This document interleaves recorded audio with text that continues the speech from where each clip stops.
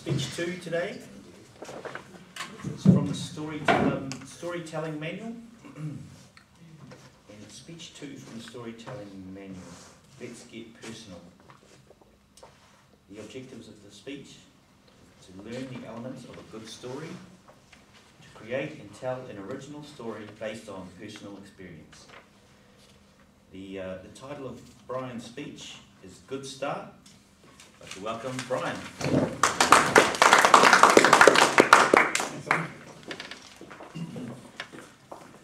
It was my little daughter's first birthday party yesterday.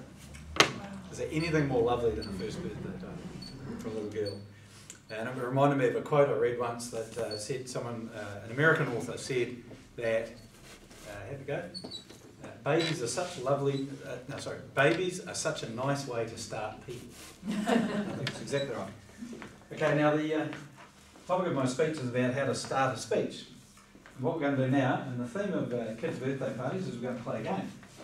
So you're all going to have a little piece of paper here. The purpose of this exercise will be revealed in due course. But I'd just like you to take 30 seconds right now. So everyone needs a pen for this exercise. And I want you to, conveniently, there are 10 of us, so 5 pairs. I want you to draw the face of the person sitting next to you. Go. You've got 30 seconds.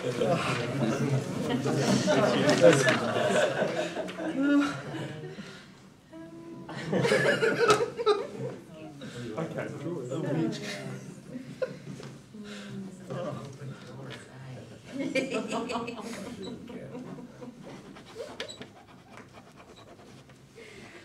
20 seconds to go. That's been generous.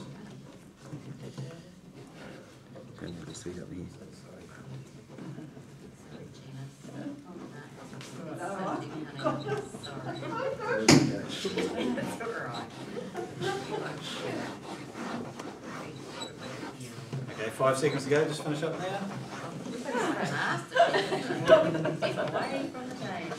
Okay, excellent. And you can show the person that let's get.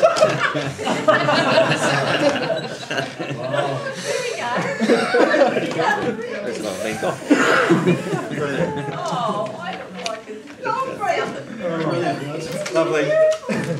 Isn't that interesting? Very interesting little exercise, this one. It was done by a psychology professor in the States, and it's a favourite exercise of his. Interesting thing to note was that there's lots of laugh. You know, it's a game, lots of fun. People always get into it. The interesting thing was a word that I heard right around the room. Guess what that word was? Sorry.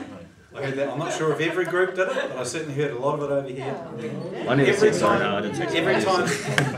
Every time this exercise is played with adults, you get the word sorry. Guess how often you hear the word sorry when they do exactly the same game with children? Never. Never. Okay, we'll come back to the point of that in a second. I've just been doing a little bit of research from a website about how to start a speech. And I decided to look at 10 great speeches. The internet is a fantastic source for research. So I went to TED.com and they have a list of the 10 most favourited speeches, which is an internet way of saying, yeah, this is the one that people like the most. So we looked at the 10 speeches, looked at how each of them began.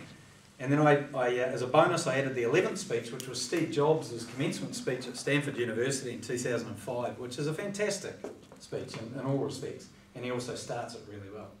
Very interesting results of that. And there are 3 main points that I'd like to share with you today. And you can take this away and hopefully use it in your own speeches.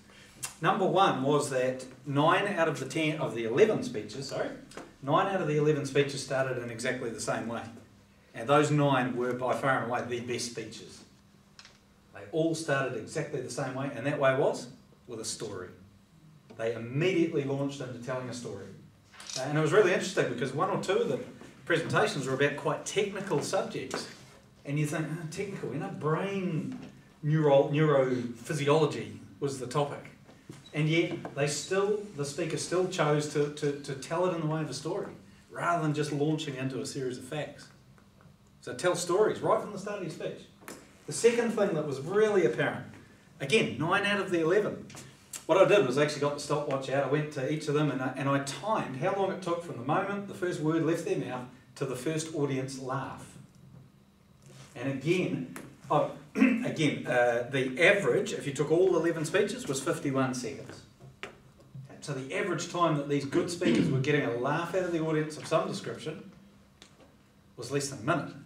And when you took out the two that were kind of extreme, there were two that were quite a long time, you know. And by long I mean, you know, over 2 minutes. So none of them took more than 3 minutes to get their first laugh out of the audience, right? But when you took those two extreme ones out, the average dropped down to less than 30 seconds. So more than, in fact, when you looked at it, about 2/3 of the speakers got a laugh out of the audience inside 30 seconds. Very important point. Very important point, I think. And it makes sense, doesn't it? I mean, you know, when we're laughing, we're having fun. We're relaxed. And I think the point of starting your speech, pretty simple really. A, it's to make you feel relaxed and confident. And there's nothing better than to get a bit of a laugh and you know, that makes you feel great. And you want to be feeling great as you start your speech. Number two, it makes them feel kind of relaxed and confident about you. Right? And number three, it really sets the audience up for what's coming next. Okay, so that was the second main point. So the first main point was they all started with a story. The second main point was they all got the audience laughing in a very short time, some of them within 5 seconds. Okay, now the third point was really interesting, and this came from the one speech out of the 11 that was not a good start. It was a poor start. The speech itself, if you managed to get through the first few minutes and listen to the whole guy's speech, it was a very good speech. And that's really the third point, is that starting a speech is important, but it's not that important. And I've heard the saying before, you know, start strong, have a good middle bit, and finish even stronger. And I can understand the wisdom of that now. What the guy did, he started poorly. And here's what he did. He went into concepts straight away. He started talking about ideas and concepts, and you could almost feel the audience scrunching their foreheads as they were listening to him. And you don't want the audience scrunching up their face and sort of trying to work out what on earth you're on about.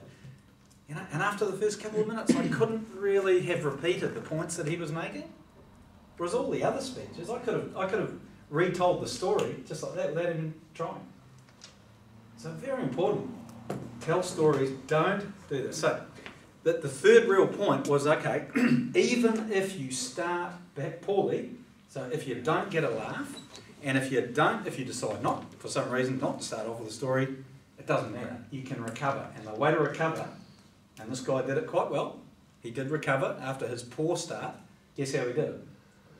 Started telling stories. The moment he started telling stories, a couple of things happened. He got laughs out of the audience, and you could really feel the tension in the room kind of dissipate. And suddenly they were with him, you know, because it's almost as though human beings are hardwired to tell stories.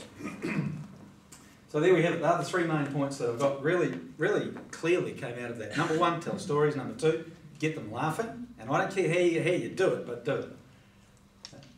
And number three was, you know, don't worry if you don't start well. Recover by bringing stories into the rest of your thing.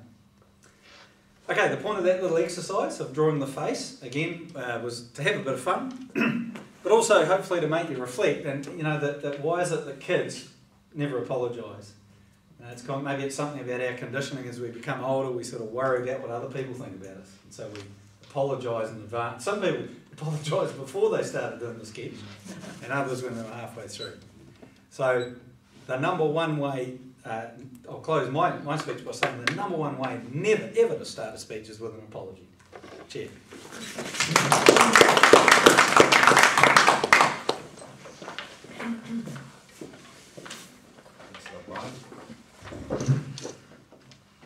Now I'd like to introduce Pam.